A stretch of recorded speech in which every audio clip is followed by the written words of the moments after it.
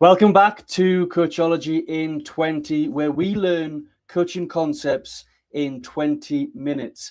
Now, if you're a new coach or an aspiring coach, get your notebook ready, get your tablet ready, wherever you like to collect notes and tune in to listen and learn a new concept. If you're an experienced coach, I've got some questions for you. Let's use the wisdom in the room. So when I ask your questions, share your thoughts, share your reflections, and give your perspective on how you manage today's topic. If you're tuned in, please say hi. Let me know you're here. Ask your questions. If there's anything that you'd like to ask, this is your opportunity to put it in the comments box. We've got 20 minutes together, so I might not get around to every question, but I'll do my best to engage with you as much as possible. So what are we going to be looking at today? Last week, we looked at, if I remember rightly, we looked at the key attributes of a coach. We're going to extend upon this today, and we're going to look at what we call at Coaching Minds the 4 C's of trust in coaching. How do we build trust with our coachees, our clients, and what's important for us to note down, what's important for us to think about, reflect, and improve on week, session upon session with our clients. And as always, I'm going to open up with a question. So the first question that I have for everybody who's tuned in is, how do you currently build trust with your clients? Do you have any set framework that you follow? Do you have any prep work that you have before you enter a discovery session? Do you have any checklist that you have before you enter your normal sessions? So this is for experienced coaches. How do you currently build rapport with your clients? What tools and strategies might you use? And if you're new to coaching, how do you think about how you might build trust with your clients based on how you build trust with your employees, with those that you work with, your work colleagues? So how do you build trust with a client? How do you build trust with others? That's the thought of today. So we're looking at the 4 C's of coaching. How do we build trust? I'm going to come back to the comments box in just a second. We're going to start off with the first C. The first C is care. So we need to write that down. If we're looking to build trust with our clients, we first of all need to express our element of care. We need to care for our clients' goals. We need to care that they get from where they are to where they want to be. And there's different elements when we look at care. There's shown generosity, there's shown care and want and desire for our clients to succeed. There's also curiosity. Curiosity is key when we're expressing care. Those curious questions to find out more, to show interest, to express interest to our clients. This is a way in which we can demonstrate care to our clients. And the other thing we need to mention when we're looking at care is, as a coach, especially one that's training to be a professional coach, we need to understand that we hold a duty of care towards our clients. What does this mean? It means we need to think about things like confidentiality. We need to express and create a space of psychological safety where our client feels comfortable enough to open up.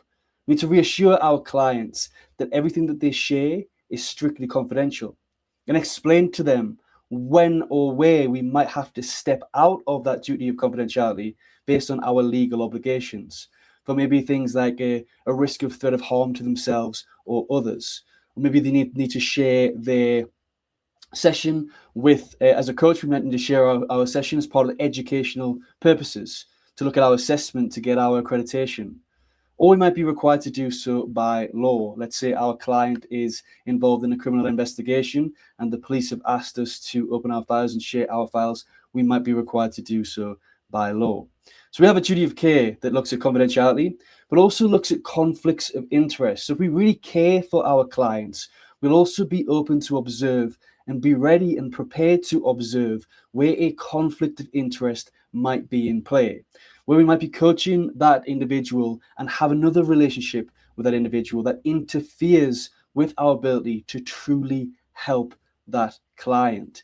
So for example, coaching a friend, coaching a family member, whilst you care for them as individuals, as a family member, as a friend, as a partner, as a coach, that relationship might interfere with the process, with your coaching interventions, with your coaching sessions, And that's going to not be the best approach. You might not be the best person to coach that friend or family member. We need to understand this. We need to understand we have that duty of care to think and be able to spot and observe these things. The other thing when we look at conflict of interest is not to look and act on self-interests. So we should never, as a coach, be looking to extend our sessions, to make more money from our clients, to exploit our clients for any self-gain.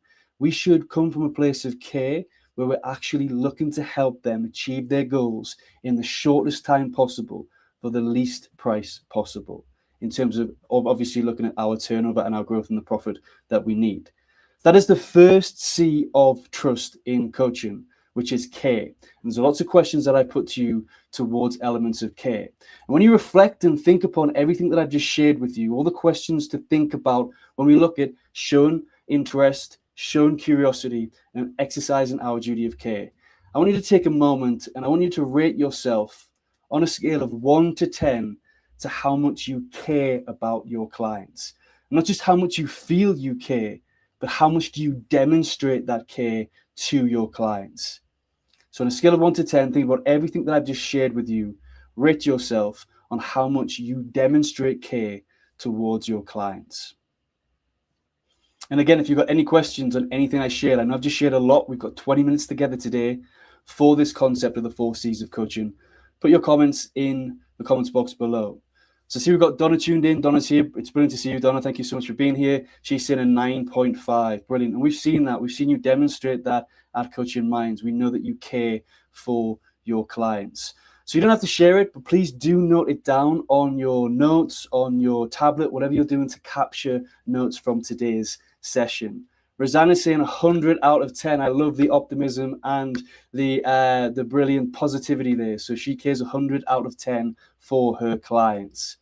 And we know we're here, we've got some high scores there, but some of us, when we're new to coaching, we might not be that great at showing that care. We might think we care, we might hold that empathy, we might hold that desire to care, but how we actually do that and how we show and demonstrate that might not be that great. So the other thing to think about, whilst we also care, we need to think about, are we the best person to serve this individual? Is there somebody better that might be able to help? Because at this point, self-interest might come ahead of our element of care. And Rizan, this is not directed at you at all. This is something that sparked that I didn't quite mention on this first C, is our self-interest, our want to help, our desire to want to serve this person in front of us and to help them achieve their goals might actually not be the right thing for them. So we need to step beyond our ego. We need to start to ask ourselves, from a place of care, am I the right person to serve this coach? We're going to go talk about competency, which is another C, in just a moment. Donna is saying, depending on my state, sometimes I think I could do more or reflect upon. Yep, there's a lot of opportunity to reflect and to think how we can improve. We can always improve our element of care. And if we're honest and we reflect with ourselves, another good reflective question to ask is, do I show the same level of care to every client? Be honest when you reflect and you think and you ask yourselves that question. There might be, I think back to my experience, there's been times when I care more about certain goals that I find exciting and really ambitious, rather than small goals where people are just talking and talking and talking. You talk about the same thing session after session. I kind of lose that curiosity. I kind of lose that care. But I've worked to exercise this because we need to give that same level of care to every client. But if we be honest, some clients might be a little bit more trickier, might be a little bit more difficult for us to show that element of care than others. So there's a lot of reflective questions around what we can think about when it comes to care and also our duty of care. The next is credibility. So the second C of trust when building relationships with our clients is credibility. And credibility starts with, do we have the right certifications and accreditations to be able to support that individual in front of us? Remembering, do we know the difference between therapy and coaching? Because we're not a therapist, we're not there to go into the past, we're not there to work with mental health diagnoses. We're there to focus on the future and the present and to help our clients with their goals and the challenges that they're currently facing in the moment right now. So the first thing to ask when we're looking at credibility is, do we have the necessary qualifications? And if not, how do we get these? How do we seek these? The second important point to sort of think about when we look at credibility is how are we showing up for our clients? Does how we show up with our clients reflect on how we show up on social media? I've seen coaches where they're showing up really professional on social media. They might be wearing a shirt and tie like I am today. They might be wearing suits. They might be showing up in some way. But then when they get with their clients, they're wearing a hoodie. They're more relaxed. You need to understand when you're looking at credibility that what you're putting up on social media is how you show up to your sessions. So if a client, it's okay. I'm not saying don't wear a hoodie. Don't wear your smart casual clothes. But if that's how you're showing up on social media, when a client finds you through their discovery calls, when they connect with you, maybe they're interested in your service, they want to contract with you as a coach, they're going to want to see that person that they're seeing on social media, not a different version of it. So we need to think about how we're showing up. Are we showing up to the right level, the right approach for the clients that we're targeting? For example, if we're doing organizational coaching, we're doing business coaching, we need to mirror that coaching or that organization's dress code. We don't want to become too formal if they've got a casual dress code. We don't want to become too casual if they've got a formal dress code. So we need to think about how we show up when it comes to credibility. And the third and the most important point when it comes to credibility is, are we professional? Are we following up with our actions and our commitments? Are we turning up to the session on time? Are we punctual? How are we showing up in terms of our actual actions? So if we promise the client we're going to check in with them 3 times next week, are you going to follow up on that? Are you checking in with your clients 3 times?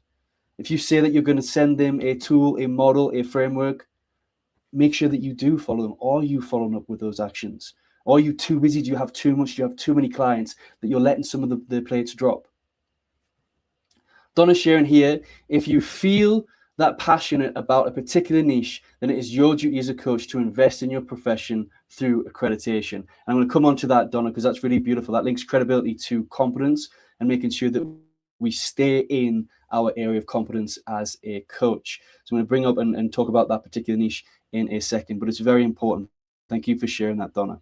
So that is credibility. So credibility is the second C of the 4 C's of trust in building a coaching relationship, a good coaching relationship with our clients. We need to think about our qualifications, the extra CPD that we're doing, the extra work we're doing to grow, so we can have that credibility for the clients that we want to serve. We need to think about how we're showing up, that we match our clients' expectations of us, and that we're following up with our actions. Anything that we commit to, we're following up, because that breaks credibility in seconds. If we're promising the client this, promising the client that, we're turning up late, we're going to lose credibility. We're going to lose that connection and that relationship with the client.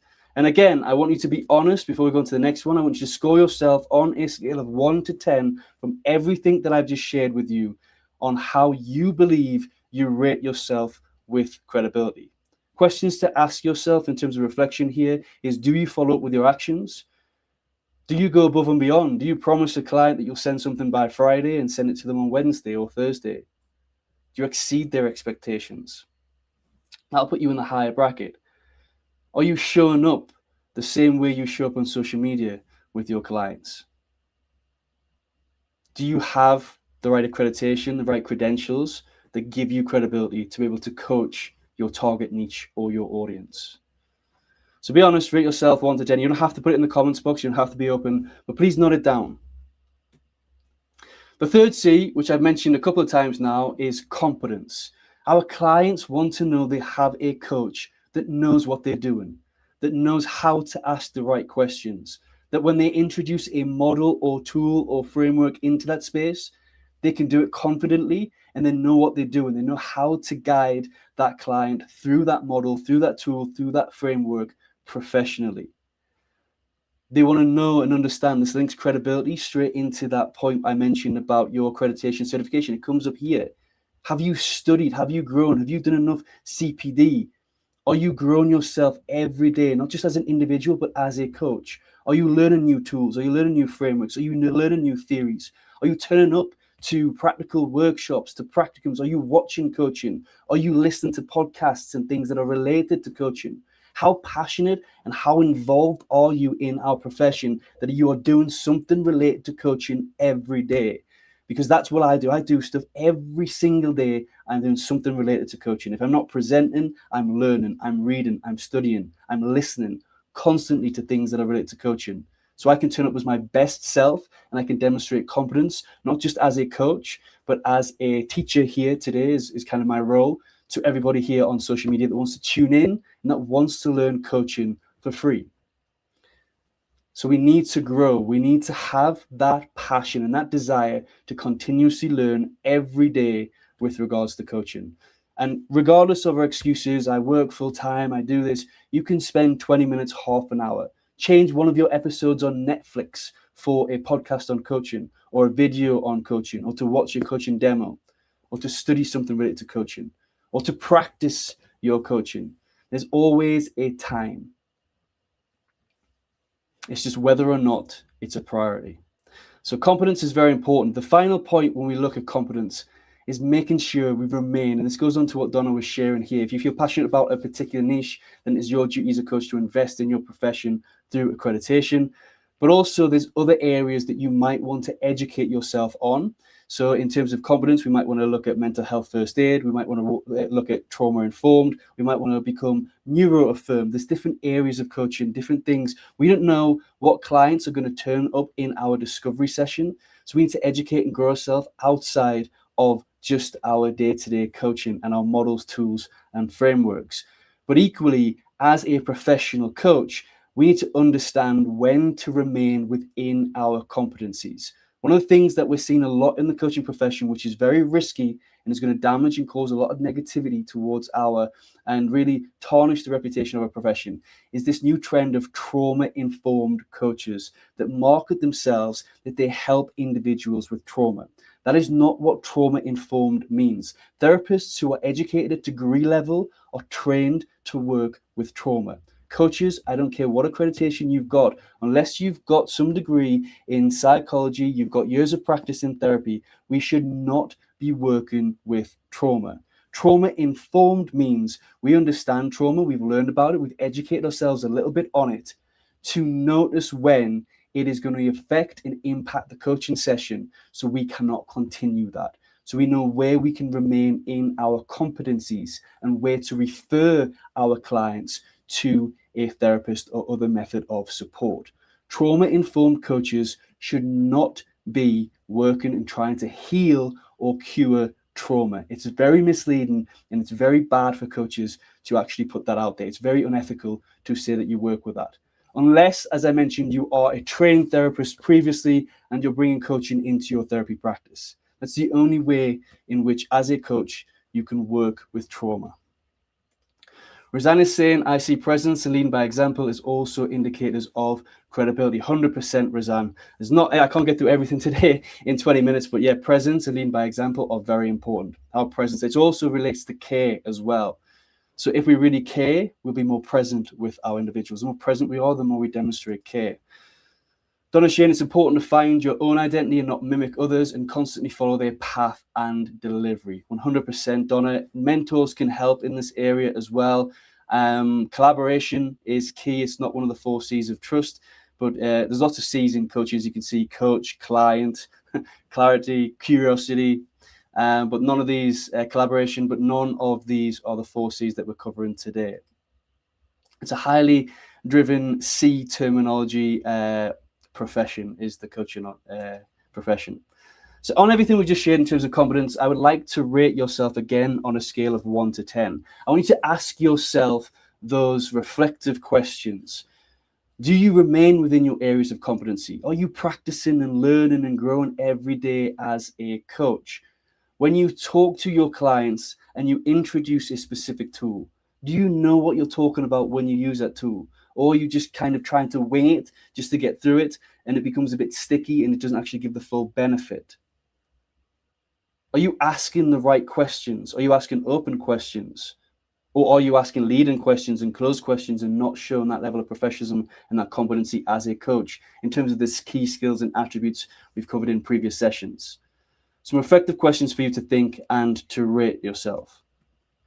And finally, the last one, I'm not going to go into too much detail on this. It is what it says on the tin, is consistency. Now, it might be great to learn, grow, develop for a week. It might be great to learn, show up and give your credibility for a week, carry out the actions for a coach once or twice. But consistency is probably the most important C of the 4 C's of trust. We need to be consistently showing up. We need to be consistently growing and developing as a coach. We need to be consistently showing care to our coaches, our clients, apologies. It's important that everything we've just talked about, we do this consistently. Consistency is probably the most important C, and it encapsulates everything we've talked about. It's not good enough just to turn up great, professional 1 week, turn up a little bit poor the next week. We need to be consistent in how we show up. So I want you to, again, be honest with yourself here.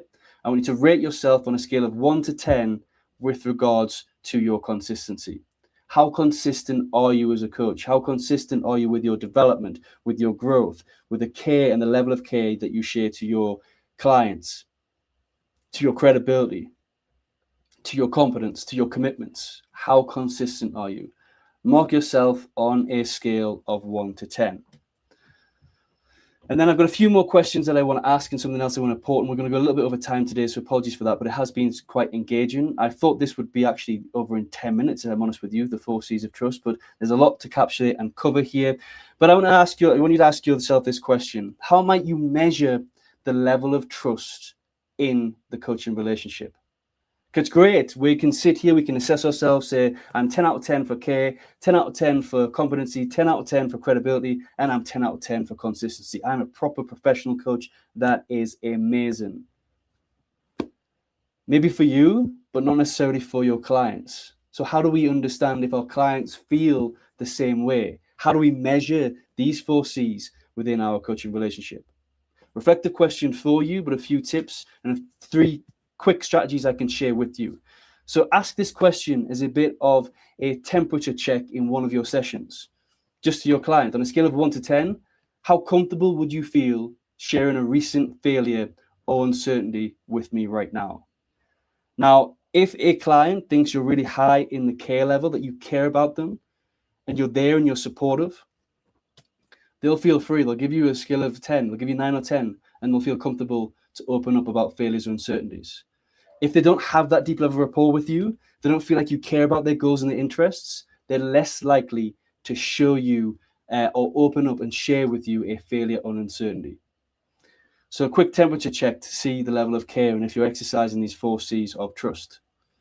The next one is track the percentage of agreed upon actions the coachee actually completes between sessions. Now, if you have an engaged coachee, you have a good level of trust, a good rapport, you will find, let's say for easy maths, you've had 10 actions and they've completed 8 out of 9. If they're engaged in the coaching, if they're completing the actions, if they're making progress towards the goal and that percentage is high, then you can get that feeling, you can assume that you have a good level of trust with the coachee or the client.